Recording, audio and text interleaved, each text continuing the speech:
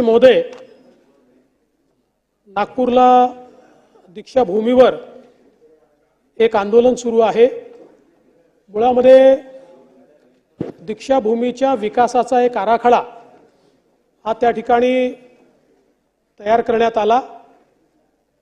जवळजवळ 200 कोटी रुपये या आराखड्याकरता राज्य सरकारने दिलेले आहेत। दीक्षाभूमी स्मारक समितीने हा संपूर्ण आराखडा त्या ठिकाणी फायनल केला आहे, त्यांनी मान्य केलेला आहे। त्यानुसार त्या ठिकाणचं बांधकाम चाललेलं आहे। मात्र आज त्या ठिकाणी एक आंदोलन होत आहे की ज्या आंदोलनामध्ये या ठिकाणी दीक्षाभूमीला जे काही अंडरग्राउंड पार्किंग आहे ते पार्किंग करण्यात येऊ नये, याचा कुठेतरी स्ट्रक्चरला धोका होईल, अशा प्रकारचं आंदोलन चाललेलं आहे। खरं म्हणजे हा संपूर्ण आराखडा स्मारक समितीने अप्रूव्ह केलेला आराखडा आहे, त्यांनी सुचवल्या